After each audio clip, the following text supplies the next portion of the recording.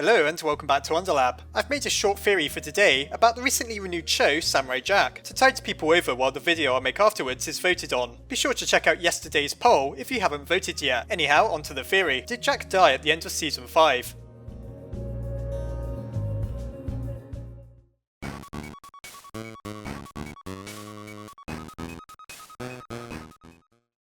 Though it first aired 16 years ago, Samurai Jack was recently given its final 10 episodes in Season 5 of the show. Season 5 was maturer to reflect the fact that the original audience has since grown up, and also because it was shown by Adult Swim, who aren't exactly known for airing child-friendly shows. It brought us the final resolution for Jack's war with Aku, the embodiment of all evil, as Aku was finally slain once and for all, when Ashi inherited Aku's power and was able to send Jack into the past to end their conflict. While it seemed at that point that the show was destined for an extremely happy ending, in a bittersweet twist, Aku has one last laugh. Jack is finally able to relax within the time he belongs in, and so he decides to marry Ashi. On the day of their marriage, however, it dawns on Ashi that she came from a future where Aku was able to spread his dark influence. It was only because of him that she was ever born, as she was originally destined to assassinate Jack. Because of this, she fades away, as technically she never existed. While this by itself is sad enough, what about Jack? We have to remember that he's also been into the future, and he existed at the same time as Ashi, at least within a certain timeline. If Ashi no longer exists, then has anything Jack has been doing for the past 50 years have any relevance? We can quite safely say without Aku's reign, the entire future has been altered. While it's undoubtedly for the best, this means that Jack has never met any of the eccentric characters he did on his journey, such as the Scotsman, and that his whole adventure now basically didn't happen. You may be wondering then how I've arrived to the conclusion that Jack is dead. After all, there's a scene after the marriage where Jack wanders the land, seemingly desolate and lost once again, before he encounters a ladybug that seems to remind him of Ashi. At least that's one way of interpreting it. The truth is, however, that the Jack you've been watching for the past 5 seasons is now dead. Nothing Jack did ever happened because time itself was permanently altered.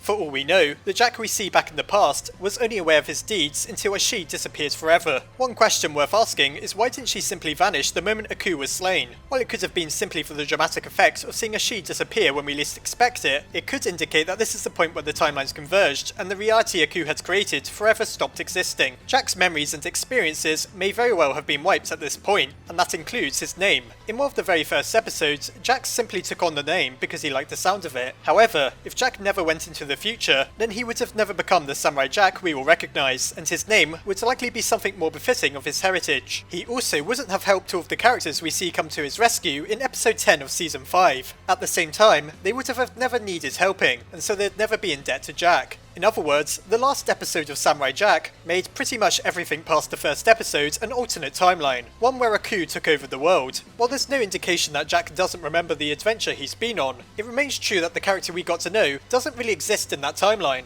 There won't be much for him to do without Aku, and, as I mentioned, even his pseudonym Jack would have never been created. In that sense, Jack is dead. There is no time-travelling samurai with a cool name in the timeline he created. Jack can't exist without Aku in some respects, as Aku helps create him. He gave him the burning motivation to save the world, and it was through his constant encounters with Aku that the inhabitants of the world came to respect Jack as their saviour. Now, even if Jack remembers his own actions, as far as everyone else is aware, they never happened. He still may be the one who vanquished Aku and is surely celebrated as a hero, but in this timeline, he'll surely go down the path of someone else rather than that of the samurai called Jack. While this might be seen as slightly depressing, the ladybug that Jack sees at the end seems to represent new life. It could even be thought of as Ashi reincarnated. Jack was finally happy by this point because he was reminded of how many lives he's changed for the better. It's worth remembering that even if he could have been happy with Ashi, it doesn't change the fact that the majority of her life was spent being ridiculed and taught to kill. Now she never has to endure that as she was never born. As odd as it may seem, it may be better that way, as it means she never had to lead a life where she was constantly being lied to and beaten until she became an assassin. So overall, though Jack may still think of himself as Samurai Jack, the character he became is dead. While we don't know what the rest of his life has in store for him, it'll surely be a lot more relaxed than what it became thanks to Aku. In this way, Jack was granted inner peace and the chance to start his life anew, and this time the ability to choose whatever he wanted to do next in life rather than being forced down a quest for revenge. As bittersweet as the ending may have seemed, it's possibly happier than many of us realised.